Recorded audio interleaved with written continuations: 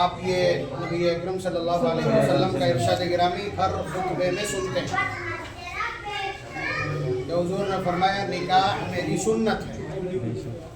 میری سنت ہے کا مطلب نکاح عبادت ہے. جب نبی نے کہہ دیا کہ یہ میرا طریقہ ہے میری سنت ہے تو انجام کس کے طریقے سے دیا جائے گا؟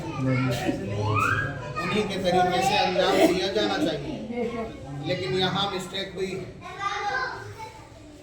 اس لیے کہ نبی اکرم صلی اللہ علیہ وسلم کے طریقے سے اگر نکاح انجام دیے جا رہے ہوتے. اگلا جملہ نوٹ کرنے کے لائق ہے کہ اس وقت ہماری کمیونٹی، ہمارے معاشرے، ہمارے سماج اور مسلمانوں کے جو مقدمات عدالتوں میں انڈر ہیئرنگ ہیں، زیر سماعت ہیں، ان میں 70% تعداد کن مقدمات کی ہے؟ یہی میرج فیلئر کی ہے. تو یہ کیسے ممکن ہے کہ نبی کے طریقے سے چیز انجام دی جا رہی ہو اور اس میں فیلئر آ جائے؟ یہ ممکن نہیں ہے. اس لیے کہ نبی اکرم صلی اللہ علیہ وسلم ایک پرفیکٹ آئیڈیالوجی، ان کی سیرت، ان کا انداز زندگی، ان کا لائف اسٹائل آتھینٹک ہے، مستند ہے. قرآن نے کہا لَقَدْ كَانَ لَكُمْ فِي رَسُولِ اللَّهِ أُسْوَةٌ حَسَنَةٌ کہ اللہ کے رسول صلی اللہ علیہ وسلم کی زندگی میں تمہارے لیے مکمل نمونہ، پرفیکٹ آئیڈیالوجی، سمپورن آدرش. پارہ نمبر 21 کی آیت. تو اس کا مطلب یہ ہے کہ جب نمونہ اللہ تبارک و تعالیٰ نے سیٹ کیا ہے، نبی کا طریقہ ہے، تو فیلئر نہیں ہونا چاہیے. اب آپ دیکھ لیں، بڑی افسوس کی بات یہ ہے کہ نکاح کے مسائل نہ تو کوئی پوچھتا ہے اور نہ نکاح کو شریعت کے مطابق کرنا چاہتا ہے. بڑی عجیب صورتحال. بلکہ اور زیادہ کامن بات کریں اگر، تو آپ بتائیے کہ کسی بچے نے ساری تیاریاں ہوتی ہیں، کئی طرح کے جوتے چاہیے اور کوٹ پینٹ اور کیا کیا چاہیے، کپڑا کس کمپنی کا استعمال کیا جائے گا، اس کے لیے 20 راؤنڈ مشورے ہوتے ہیں ساتھیوں سے. لیکن اندازہ لگائیے کہ شادی کے بعد ہی اصل زندگی شروع ہوتی ہے. اس سے پہلے تو بچے بادشاہ ہوتے ہیں. باپ نے صبح خرچ دے دیا، شام تک اڑا کے رکھ دیا، انہوں نے موٹر سائیکل تھما دی، 4 ویلر دے دی. آپ اندازہ لگائیے اس سے پہلے تو بادشاہت ہے. زندگی اصل شروع ہوتی ہے شادی کے بعد، اور اس اصل زندگی کی شروعات کے لیے ایک حرف تیاری نہیں، ایک لفظ تیاری نہیں. اور اگر تیاری ہے بھی تو وہ تیاری نہیں بلکہ مقدمہ لڑنے کی تیاری.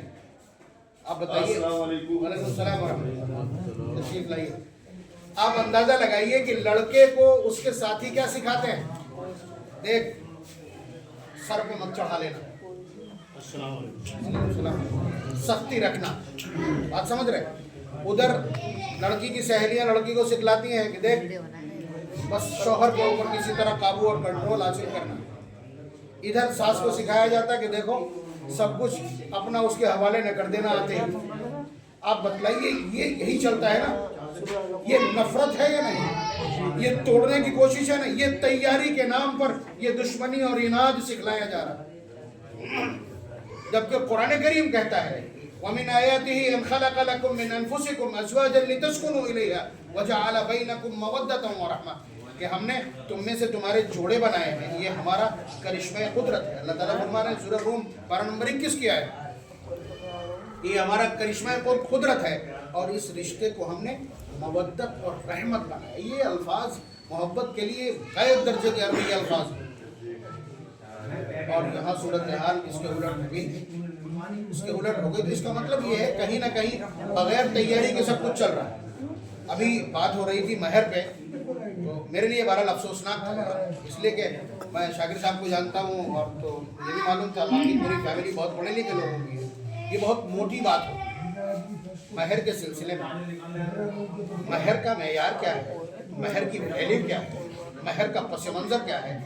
آپ لوگوں کو کاٹ ہوگی، میں آپ کو وقت نہیں لینا چاہتا اس لیے کہ دین کی بات سننا بڑا آر محسوس ہوتا ہے لوگوں کو.